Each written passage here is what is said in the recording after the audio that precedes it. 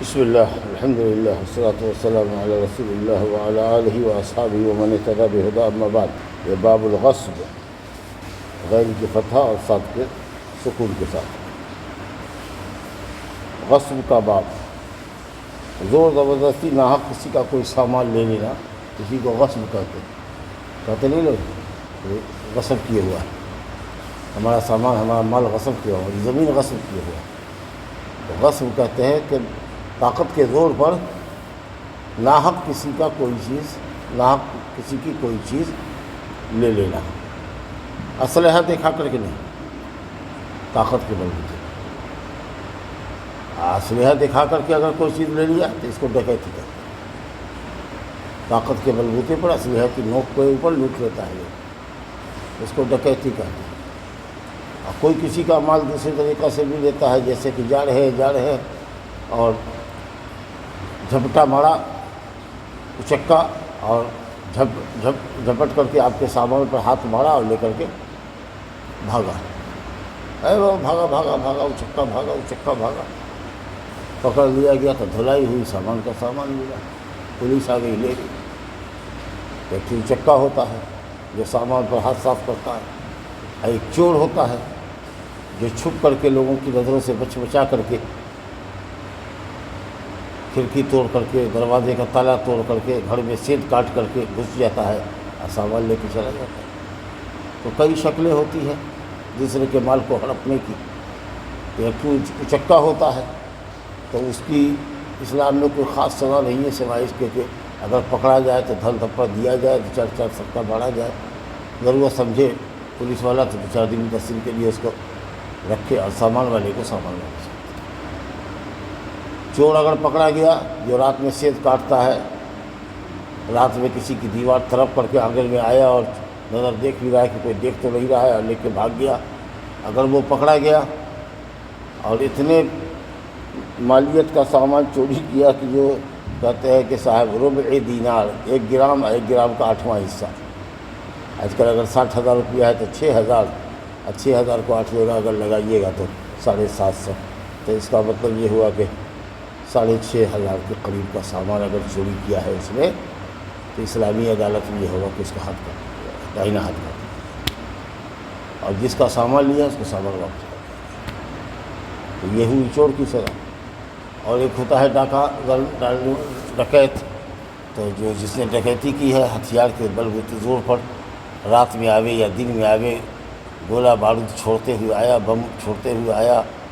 اور لگا دیا ریوالور، کہا کہ لاؤ چابی، سب سامان زیور وغیرہ لے کے گیا، یا سونے چاندی کی دکان میں یا بڑی دکان میں آیا، پستول دکھا کر کے اپنا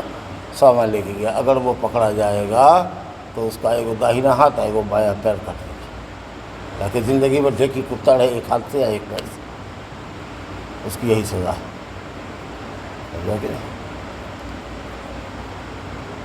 سمجھ گئے؟ ایسے ڈکیت کی سزا اسلام میں کیا ہے کہ ایک ہاتھ آیا اور ایک پیر کاٹ دیجیے،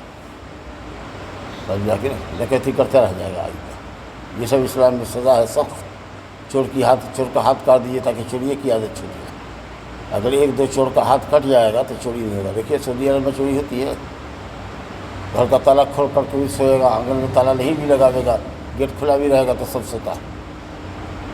سمجھا کہ اور ڈکیتی کس کو کہتے ہیں تو جانتے ہی نہیں ہے لوگ،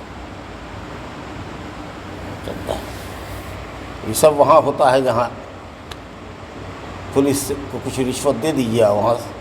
چھٹی لے لیجیے، چور بھی چھوٹ جاتا ہے، ڈکیت بھی چھوٹ جاتا ہے، بہرحال۔ اور ایک کام یہ ہوتا ہے غصب کر لینا، زور زبردستی کسی کی چیز کے اوپر ناحق قبضہ کر لیا، اور کھیت یہاں تک ہے 2 ہاتھ بڑھا کر کے نشان دے دیا، کھوٹا گاڑ دیا کہ ہمارا وہاں تک ہے۔ اب لوگ لاکھ سمجھاوے بھائی کیوں ظلم کر رہے ہو، لیکن بات سننے کو نہیں۔ تب یہ غاصب ہے، اس کو اللہ سے ڈرنا چاہیے، اللہ کے عذاب سے دنیا اور آخرت میں ڈرنا چاہیے۔ یہاں اگر بچ کے نکل جائے گا تو اللہ تعالیٰ کی عدالت ہوگی۔ اسی سلسلے میں یہ بات سمجھا، ناحق کسی کے مال کے اوپر زیادتی سے قبضہ کرے گا، لیکن اگر ہم کہہ دیا اپنے چھوٹے چھوٹے بچوں کو کہ ہماری فلاں جگہ کی زمین کو 2 ہاتھ آگے بڑھا کر کے لیے ہوا ہے، اور جب ہماری آل اولاد بڑھے گی اور اس کے بعد بھی طاقت ہوگی تو لٹھیا کر کے اگر چاہے کہ وہ 2 ہاتھ نکال لے گا تو نکال لے گا، کیونکہ وہ اس کے باپ کا تھا جو تم نے قبضہ کر لیا، تمہارے باپ نے قبضہ کر لیا تھا تو تمہارے پاس طاقت تھی۔ ناپی کرواؤ، اور نہیں ناپی کرو گے تو دے گا دھول دھپڑ، مارے گا 4 جوتا، کہے گا ناپی کرو اور وہاں سے بنیاد اٹھا لے گا۔ تو وہ غصب نہیں ہوا، کیونکہ وہ تو اپنا مغصوب مال، غصب کیا ہوا مال واپس لے رہا ہے، وہ غصب نہیں کہلانے گا۔ غصب وہ کہتے ہیں کہ ناجائز طریقے سے آپ زور زبردستی دیکھ کر کے ہتھیار لیا کرنے کا تھا۔ تو اگر وہ دنیا میں لینے پر قادر نہیں ہو سکا وہ یا اس کا بال بچہ، تو قیامت کے دن معاملہ کو سمجھیے یہی ہے باب الغصب۔ سعید بن زید رضی اللہ عنہ سے روایت ہے کہ رسول اللہ صلی اللہ علیہ وسلم نے فرمایا، عشرہ مبشرہ بالجنہ میں سے ہے سعید بن زید، حضرت عمر فاروق رضی اللہ عنہ کے بہنوئی تھے۔ رسول اللہ صلی اللہ علیہ وسلم نے فرمایا، من اقتطع شبرا من الارض، جس نے کسی کا ناحق ایک بالشت، اس کو ایک بتہ کہتے ہیں آپ لوگ، بتہ انگوٹھے کے کنارے سے لے کر کے ایکانی انگلی جو ہے اس کے کنارے تک، انگوٹھے کے کنارے سے لے کر اور یہ جو چھگلیا ہے چھٹکی انگلی اس کے کنارے تک، یہ جو ناپا یہ ہوا بتہ۔ یہی ہوتا تھا نپنا اس زمانے میں، زمین کو ناپنے کا۔ اور ہاتھ کہتے ہیں کہنی کے اس کونا سے لے کے ہڈی سے لے کر کے بیچ کی انگلی کا جو ناخن ہوتا ہے یہاں تک، اس کو کہتے ہیں ہاتھ، یہاں تک نہیں، یہاں سے بیچ والی جو انگلی بڑی ہوتی ہے، تو اسی طریقے سے ناپا جاتا تھا۔ بعد میں چل کر کے میٹر ہو گیا لوہا کا، تب جا کے نہیں، اب فیتا ہو گیا ہے جس سے میل تک ناپا جاتا ہے۔ تو یہ سب زمین کی پیمائش کے آلات ہیں۔ تو مبالغہ کے طور پر کہا جا رہا ہے، کون ایک بتہ کسی کی لیتا ہے، ایک بتہ لے کے کیا کرو، ہاں لیکن ایک بتہ یہاں سے لے کر کے وہاں تک جو لوگ ہیں 10 لگی 20 لگی تک 50 فٹ تک تو ہو جائے گا دودھ۔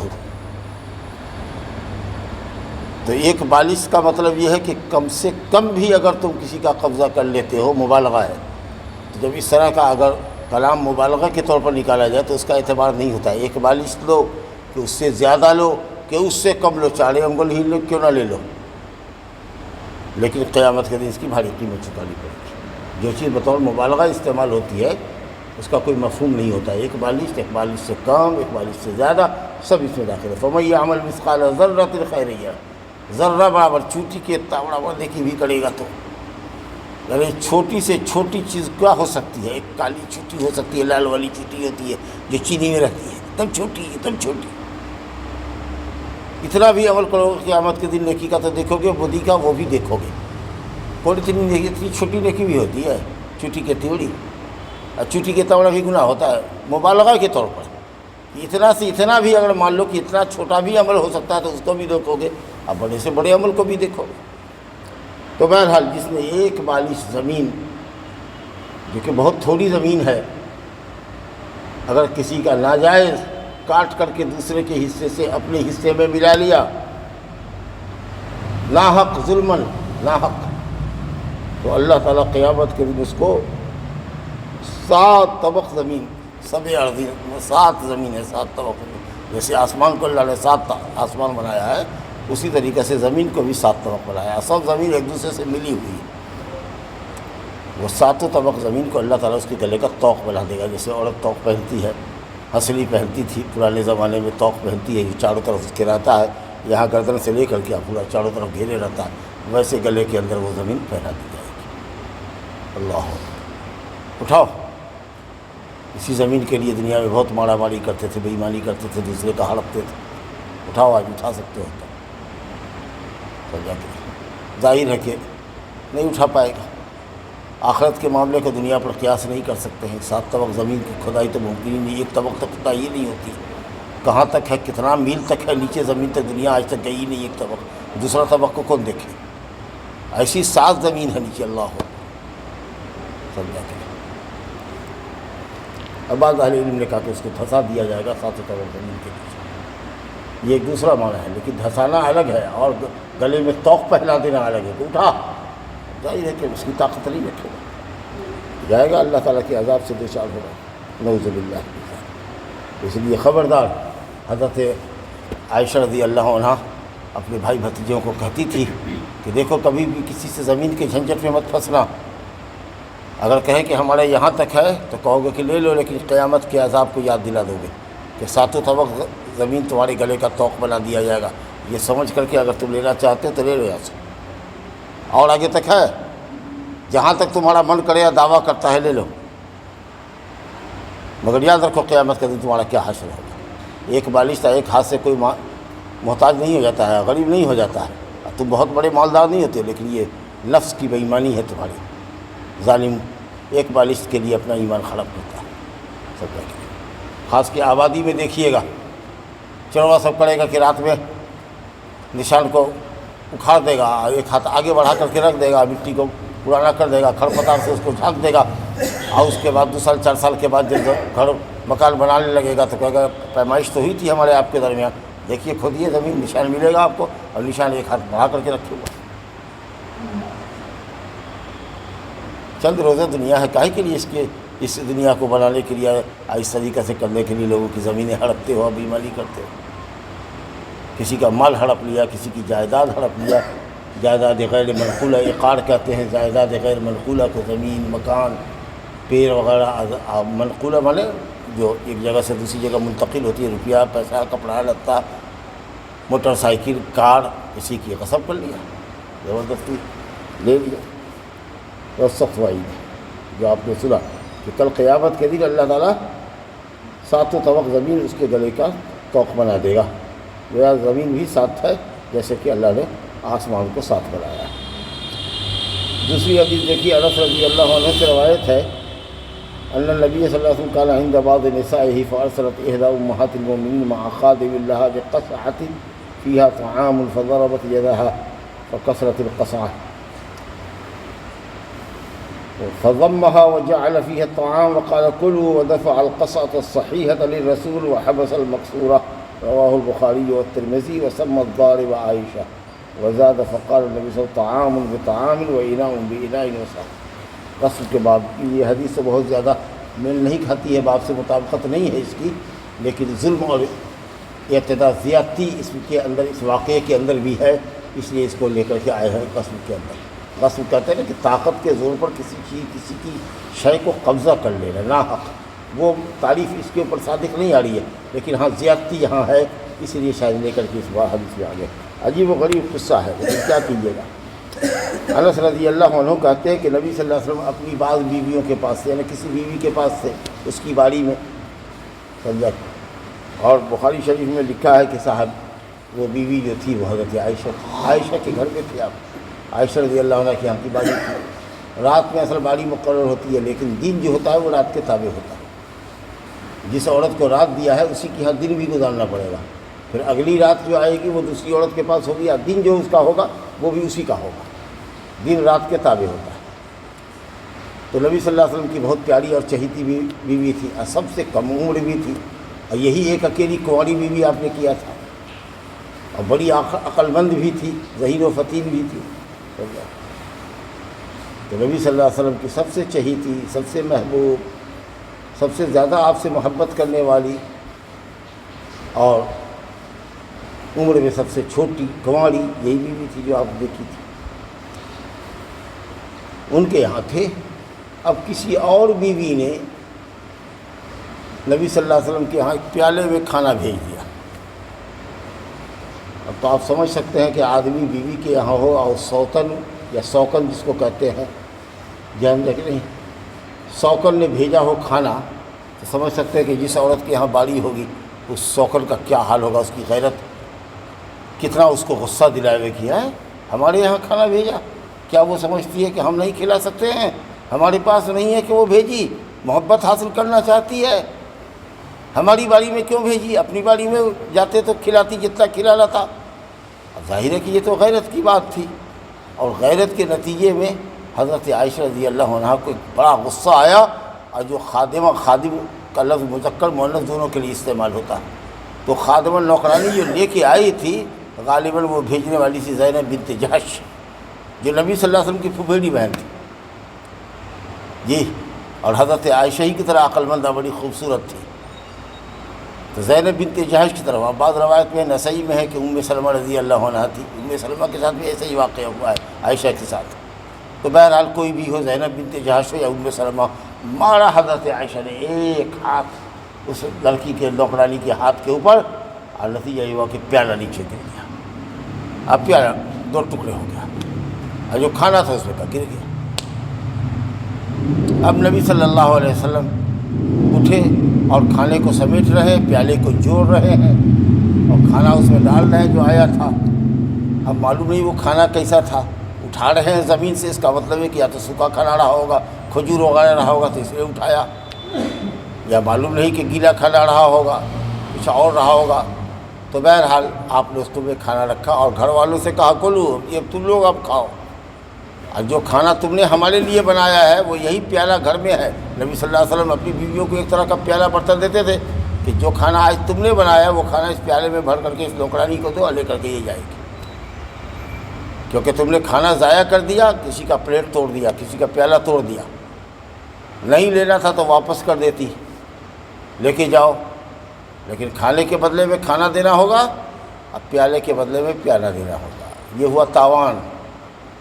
اگر تاوان ایسی چیز کی دے رہا ہے کہ جو چیز مل رہی ہے بازار میں دستیاب ہے ہو بہو، وہی دینا پڑے گا، اور اگر ہو بہو نہیں ہے تو اس کی کیا قیمت ہو سکتی ہے، وہ قیمت دینی پڑے گی۔ اگر جس نمبر کا یہ موبائل ہے آپ نے اس کو اٹھایا اور لے کر کے توڑ دیا ہمارا، تو جس کمپنی کا یہ موبائل ہے، جس نمبر کا یہ موبائل ہے، وہ موبائل آپ کو دینا پڑے گا۔ لیکن تب رہا کہ ہمارا پرانا ہے، 1 سال پرانا خریدا ہوا ہے، تو نیا تو نہیں دے سکتے، پرانا ہی 1 سال پرانا خرید کر کے دیجیے، اور نہیں تو 1 سال کے بعد اس کی قیمت میں کیا کمی ہوتی ہے اس کا حساب کر کر کے تھوڑا کم کر کے پیسہ ہم کو دیجیے۔ بہرحال، اور اگر برتن وغیرہ توڑ دیا ہے تو اس طرح کا برتن لے جائیے بازار میں، دیکھیے کہ برتن ہے کہ نہیں، لیکن پھر وہی نیا برتن نہیں دینا ہے، جیسا برتن توڑا ہے ویسے ہی برتن دیں گے، اور ویسا برتن پرانا اگر نہیں دستیاب ہے، نہ آپ کے گھر میں دستیاب ہے، اور بازار میں پرانا کہاں ملتا ہے، تو اس پرانے پیالے کی کیا قیمت ہوگی، وہ قیمت دیجیے۔ تاوان کا ہی نا قاعدہ ہوگا، اگر چیز ویسی نئی ہے تو نئی خرید کے دیجیے، اب پرانی ہے تو پرانا اگر آپ کے گھر میں ہے وہ پلیٹ یا کٹورا یا قاب وغیرہ تو اس کو دیجیے، اور نہیں تو پھر اس کی قیمت دیجیے۔ تو نبی صلی اللہ علیہ وسلم نے فرمایا اچھا وہی اسی طرح کا پیالہ تھا آپ کے ہاں، تو جو صحیح پیالہ تھا وہ پیالہ، اور جو کھانا حضرت عائشہ کے گھر میں بنا ہوا تھا اس کھانے کو رکھ کر کے کہا خادمہ کو کہ لے جا، جہاں سے لائی ہو وہاں دے دینا، اور ٹوٹا ہوا پیالہ اور کھانا یہاں رکھا، کہا کہ تم لوگ کھاؤ۔ یہ ہے انصاف۔ بس ایک ہی بات ہے کہ آپ نے عائشہ رضی اللہ عنہ کو ڈانٹا نہیں، ادب نہیں دیا، ادب کے لیے کچھ ڈانٹا نہیں۔ تو مارتے تو آپ تو تھے نہیں، ہاتھ اٹھتا نہیں تھا آپ کا، کبھی کسی عورت کو نہ مارا نہ پیٹا، ڈانٹ سکتے تھے لیکن یہی نہیں ڈانٹا۔ کیوں؟ اس لیے کہ غیرت انسان کی فطرت کے اندر ہے، اور یہ غیرت سوکن کے اندر بہت ہوتی ہے۔ سوکن کے لیے سوکن کو دیکھنا نہیں چاہتی، سوکن بوجھ لیجیے کہ 100 کو ٹکڑا اس کے آنکھ میں ایک دفعہ چپتا ہے دوسری عورت کا نام سن کر کے، لا حول ولا قوت الا باللہ۔ تو اب اس غیرت میں وہ غصے سے اتنی گویا کہ ایک طرح سے کہہ لیجیے کہ غصے میں آپے سے باہر ہو گئی کہ نبی صلی اللہ علیہ وسلم کی موجودگی مارا، ہاتھ پر جس پہ کھانا رکھی ہوئی تھی لے کر کے جو آئی مارا، لوٹا دیا، پیالہ تک توڑ دیا، کھانا چھڑیا گیا، کھانا گر گیا۔ تو چونکہ یہ فطری ایک چیز ہے تو کبھی کبھی انسان کیا کرے گا، غیرت ہوتی ہے۔ آپ گھر میں گئے مثال کے طور پر اور دیکھا کہ کوئی دوسرا آدمی آپ کے گھر میں گھسا ہوا ہے اور آپ کی بیوی کے ساتھ رنگرلیاں بنا رہا ہے، بدکاری کر رہا ہے، کیا اس وقت آپ کی غیرت کا حال ہوگا اور آپ کے غصے کا کیا عالم ہوگا؟ ہو سکتا ہے کہ اس غصے میں آ کر کے آپ تلوار اگر آپ کی ہوگی تو لے کر کے اگر آپ کا بس چلے گا تو 2 ٹکڑا اس کو کر دیجیے، یا گولی مار دیجیے گا اگر آپ کے پاس ہوگا گولی۔ تو غیرت ایسی چیز ہوتی ہے۔ تو غیرت مند تو ہونا ہی چاہیے آدمی کو، لیکن حق کے لیے غیرت مند ہونا چاہیے، غیرت حق کے لیے ہونا چاہیے۔ لیکن کبھی کبھی فطری طور پر ہوتا ہے کہ آدمی جیسے سوکن کے اندر سوکن کی غیرت ہوتی ہے، برداشت نہیں کرتی ہے، سمجھا کہ کیا دنیا ہے عجب ہے۔ ناجائز طریقہ سے تعلقات رکھیے، ہوٹل بازی کیجیے، غیر عورتوں سے ناجائز تعلقات آپ کے رہیں، بیوی کو پتہ ہے کہ ناجائز تعلقات ہے، اس کے آتا ہے جاتا ہے، اس کو برداشت کرے گی، لیکن اگر اسی عورت سے شرعاً شادی کر کے حلال طریقے سے رکھیے گا تو اس کو کبھی یہ گوارا نہیں ہے، لا حول ولا قوت الا باللہ۔ دوسری بیوی کرنا اس کو گوارا نہیں ہے، لیکن اگر یہ کئی عورتوں کے یہاں منہ مارتا ہے، ابھی بھی جان رہی ہے تو ذرا سا نخرہ دکھائے گی، کبھی کبھی بولے گی، لیکن چپ ہو جائے گی، گویا کہ وہ سمجھتی ہے کہ جو یہ کر رہا ہے پاپ یہ ٹھیک ہے، لیکن شادی نہ دوسری کر کے آئے۔ لا حول ولا قوت الا باللہ، لا حول ولا قوت۔ جہالت دیکھیے کیسی۔ بہرحال تو یہی قصہ تھا، غیرت کی وجہ سے اماں عائشہ نے ایسا کیا، اس لیے ڈانٹ نہیں پڑی ان کو، اور ایسے موقع پر ڈانٹا بھی نہیں جا سکتا تھا، اور رہ گیا بدلہ۔ تو اس کو جو مارا تھا تو کیوں مارا تھا؟ اگر آپ کسی کو ایک تھپڑ ماریے گا تو اس کا بدلہ لیا جائے، تو کچھ علماء نے کہا کہ ایک آدھ تھپڑ مارنے کا، نوکر چاکر کو ایک تھپڑ مار دیا، سمجھا کہ نہیں، تو اس کا کون بدلہ ہوتا ہے؟ لیکن لوگوں کے نا، جزاء سیئۃ سیئۃ مثلھا، ایک تھپڑ مارا ہے تو ایک تھپڑ مارے گا، اگر ناجائز بے قصور مارا ہے تو آپ کو بل لگے گا۔ تو اگر یہ بنیاد ہوگی تو ہو سکتا ہے کہ نبی صلی اللہ علیہ وسلم نے خادمہ سے کہا ہوگا کہ عائشہ کو درگزر کر دو، معاف کر دو، اب انہوں نے مارا ہے تو چھوڑ دو، عائشہ کے لیے سفارش کیا ہوگا، کیونکہ آپ کو بھی بڑی محبت تھی ان سے، سمجھا کہ نہیں؟ یا یہ ہے کہ اس عورت نے مطالبہ نہیں کیا ہوگا خادمہ نے کہ ہم کو کیوں مارا انہوں نے، ہم کو بدلہ ملنا چاہیے، تو اگر نہیں مطالبہ کیا تو آپ کیا ضرورت ہے مطالبہ کرنے کا؟ ویسے بھی نوکر چاکر کو ایک آدھ تھپڑ آدمی مار دیتا ہے تو آدمی وہ مطالبہ نہیں کرتا ہے۔ تو بہرحال یا تو اس نے مطالبہ نہ کیا ہو، یا نبی صلی اللہ علیہ وسلم نے اس سے درگزر کر دینے کی بات کہی ہو کہ معاف کر دو ان کو، ایک تھپڑ مارا ہے تو یہ تو ہوا کہ بدلہ کیوں نہیں لیا، اس کا جواب، سمجھا کہ نہیں؟ اور ڈانٹا بیوی کو کیوں نہیں؟ اس لیے کہ غیرت تھی، یہ فطری بات تھی، اس کے اوپر ڈانٹ بھی نہیں پڑ سکتی تھی اس کو۔ اور رہ گیا پیالہ توڑا تھا تو بہو بہو پیالہ دے دیا، اور کھانا جو تھا وہ کھانا اپنے گھر سے بھجوایا، تو ہو گیا انصاف۔ تو یہ ہے زمان کا قاعدہ، مثلی ہو اگر اس طرح کی چیز مل رہی ہو تو ایسے ہی دینا ہوگا، نہیں دستیاب ہو اگر اسی طرح کی چیز تو اس کی قیمت دینی ہوگی۔ اور یاد رکھیے گا اگر پرانا سامان کسی کا توڑ دیا تو نیا سامان خرید کے نہیں دیں گے، پرانا ہی دیں گے اگر اس طرح کا ملتا ہے سال بھر کا، تو اور نہیں ہے تو اس کی قیمت دے دیجیے۔ چلیے صاحب، اور دیکھیے ایک حدیث رافع بن خدیج رضی اللہ عنہ سے روایت ہے، قال رسول اللہ صلی اللہ علیہ وسلم من زرع فی ارض قوم بغیر اذنهم فليس له من الزرع شيء وله نفقته، رواه احمد والاربعة الا النسائی وحسنه الترمذی ويقال ان البخاری ضعفه۔ رافع بن خدیج رضی اللہ عنہ سے روایت ہے، کہتے ہیں رسول اللہ صلی اللہ علیہ وسلم نے فرمایا من زرع فی ارض قوم بغیر اذنهم، کسی شخص نے، جس کسی نے کسی شخص کی زمین میں بغیر اس کی اجازت کے جا کر کھیتی کر دی، سمجھا کہ نہیں؟ یہ زبردستی نہیں، غصبے نہ ہوا، اور ہمارے کھیت ہے ہم کو خبر نہیں کیا، ہم نے آپ کو نصف پر دیا نہیں، بٹائی اس کو کہتے وہ دیا نہیں، جا کر کے زبردستی ہماری زمین پر قبضہ کر لیا، اس کو جوت کوڑ کر کے اس کے اندر دھان کا بچڑا لگا دیا، پورے کھیت میں دھان روپ دیا۔ ہم کو 10 دن کے معلوم ہوا کہ کیا فلاں کو دیا بٹائی، کہا نہیں تو کہاں دیا ہے؟ اس سے پوچھا تو کیسے ہی میرا من، زمین جس کی پایا ہم نے جوت لیا، اس کو ووٹ پڑے۔ جب بات ہے یہ کوئی زور زبردستی ہوتی ہے، تب جب پنچایت ہوگی تو کیا آپ لوگ پنچایتی کیجیے گا؟ نبی صلی اللہ علیہ وسلم نے پنچایتی کر دی، کہا ہے کہ جس نے بھی بویا ہے اس میں، اور جس نے بھی کوئی پیڑ لگایا ہے اس کو کہا جائے گا کھیتی کرنے والے کو کہ کیا لاگت تمہاری لگی، تو ہل جوتنے میں اتنا لگا، پانی پٹانے میں اتنا لگا، دھان کی بیج اتنے میں آئی، روپنی میں اتنا لگا۔ 4 کسان آپ لوگ بیٹھ کر کے پنچایتی کیجیے، اور اتنا پیسہ جس نے زور زبردستی کسی کی زمین پر قبضہ کر کے اس میں دھان روپا ہوگا اس کو دے دیجیے، اور وہ دھان رہے گا، اس کو کہے گا نہ ہم کاٹ لیں گے، کہے گا ماریں گے، کاٹ لیں گے۔ فصل کا بونے کا وقت ختم ہو گیا، جتائی اور بوائی اور روپائی ختم ہو گئی، اور تم اب اس کے کھیت کو قبضہ کر لیے ہو، اور اب جو ہے جب کہ روپنی ڈوپنی ختم ہو گئی ہے تو آپ کہتے ہو کہ ہم کاٹ کر کے لے جاتے ہیں، اس کو نہیں دیں گے، تو اس کی زمین تو پڑی رہ جائے گی، فصل تو برباد ہو جائے گی۔ تو اس لیے وہ جو کھیتی ہوگی رب العرض کو زمین والے کو دی جائے گی، اور جس نے یہ غصب کیا ہے اور زور زبردستی اس کے اندر اب محنت کی ہے اور ڈالا ہے، اس کی جو قیمت ہوگی، جو اس کی لاگت ہوگی، وہ لاگت اس کو دی جائے گی، سمجھا کہ نہیں؟ باقی جو پودا بڑھا ہے تو وہ تو ہماری زمین کی قوت اور طاقت سے بڑھا ہے، اس سے تمہارا کیا ہے؟ تو جتنا تمہاری لاگت ہے وہ لو، یہی فیصلہ ہوگا۔ اچھا، پیڑ لگا دیا آم کا ہمارے کھیت میں جا کر کے، 10 کو پیڑ لگا دیا، 20 دن کے بعد معلوم ہوا ہم کو، پنچایتی بیٹھایا ہم نے، چلو پیڑ اٹھاؤ، پیڑ اکھاڑو، اگر پیر اکھڑنے میں پیر کے سوکھنے کا ڈر ہے سمجھا کہ نہیں، تو کہا جائے گا کہ ٹھیک ہے، تو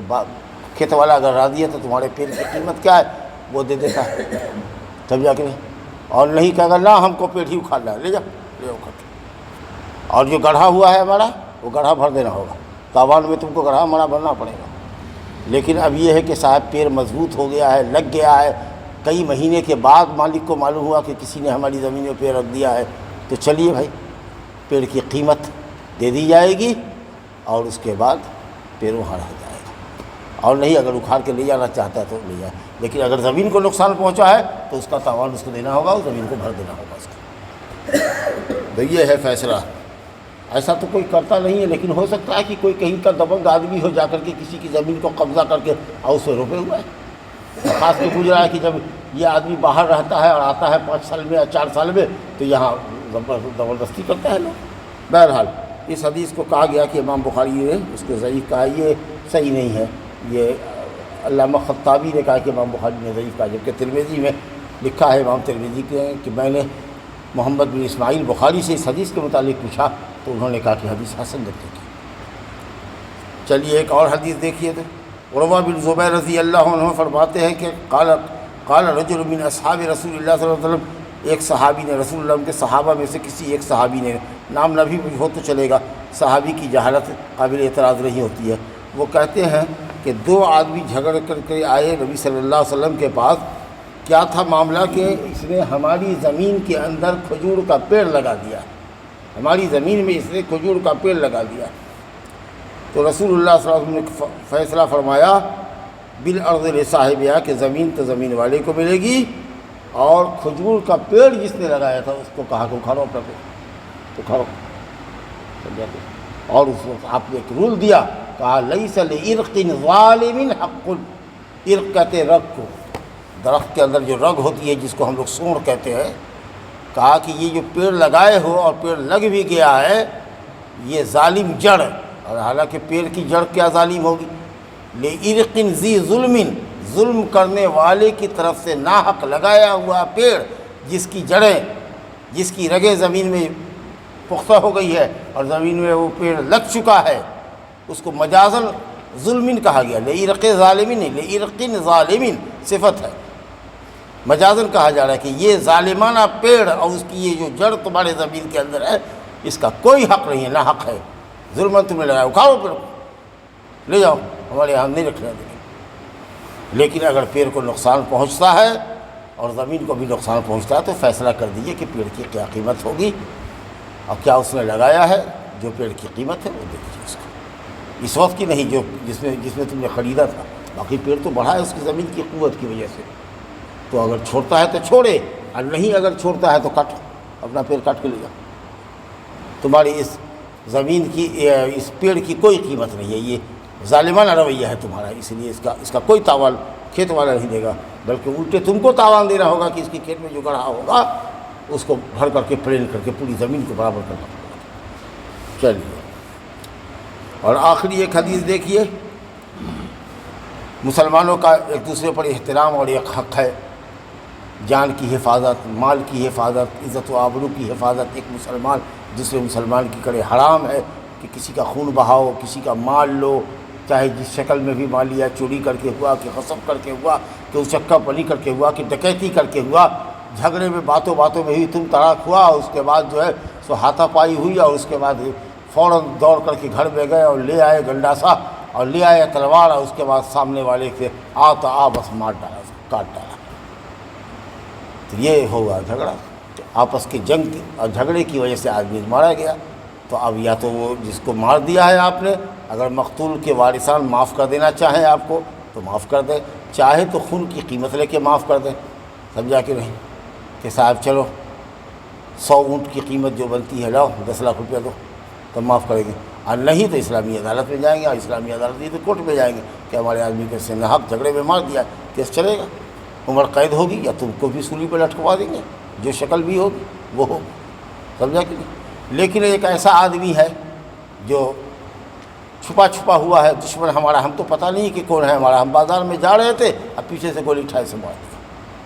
اور وہ قاتل پکڑا گیا، ایسے ہی جا رہا ہے دکان پر گیا گولی مار دی، کہیں جا رہا تھا رات میں دھائی لگا کے بیٹھا ہوا تھا اس کو مار دیا، یا مرڈر کے ارادے سے اس کے گھر میں گھس گیا، پرانی کوئی دشمنی تھی، ہم کو کہیں کچھ پتہ نہیں ہے کہ ہم غفلت کا فائدہ اٹھا کر کے کہ کہاں یہ آدمی غافل ہوتا اس موقع پر فائدہ اٹھا کر کے گولی مار دیں گے اس کو۔ ایسی صورت میں اہل علم نے کہا کہ مقتول کے وارثان اگر معاف بھی کرنا چاہے تو عدالت اس کو معاف نہیں کرے گی، کیونکہ یہ فسادی ہے، انہوں نے زمین میں ایک طرح کی دہشت پھیلائی ہوئی ہے، یہ ایک طرح سے دہشت گردی ہے، تو دہشت گردوں کے لیے معافی نہیں ہے، اس کی سزا یہ ہے کہ اس کو قتل ہی کیا۔ یوں جھگڑے میں مارا پیٹی میں مار دیا تب اس کے لیے وہ آپشن سب ہے جو بتایا آپ کو کہ معاف کر دو، یا خون کی قیمت لے کے معاف کر دو، یا پھر خون کا بدلہ خون۔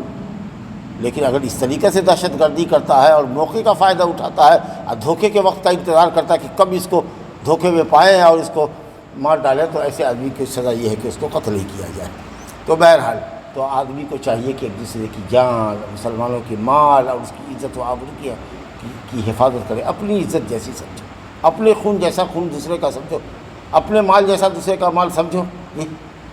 عزت و آبرو کو لوٹ رہے ہو، اس کو کیسے لوٹ رہے ہو؟ بیٹھ کر کے چوراہے پر شکایت کر رہے ہو، غیبت کر رہے ہو، اور اس میں بھی سن لو عام آدمی کی غیبت اور مولوی کی غیبت، دونوں میں آسمان زمین کا فرق ہے۔ یہ اللہ اور اس کے رسول کے دین کی بھی غیبت ہے۔ تم اگر ایک عالم کی غیبت کرو گے، اس کی برائی بیان کرو گے، تو اس کا ویلیو اتنا گر جائے گا کہ دوسرے لوگ اس سے مسئلہ نہیں پوچھیں گے، علم نہیں پوچھیں گے۔ اس طریقہ سے لوگوں کو علمی فائدے سے تم محروم رکھ رہے ہیں۔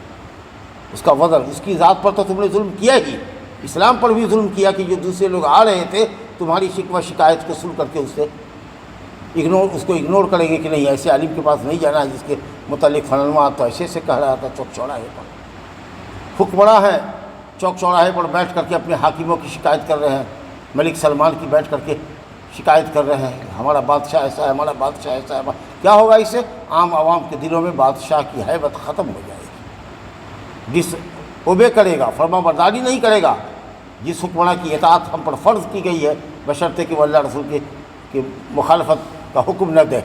معصیت کا گناہ کا حکم نہ دے، لیکن آپ حکمراں کی شکایت کر رہے ہیں، آپ عالموں کی شکایت کر رہے ہیں۔ اس لیے کہا جاتا ہے کہ عالموں کا خون گوشت جو ہوتا ہے وہ زہر آلود ہے، یہ سمجھو کہ زہر کھا رہے ہوتے،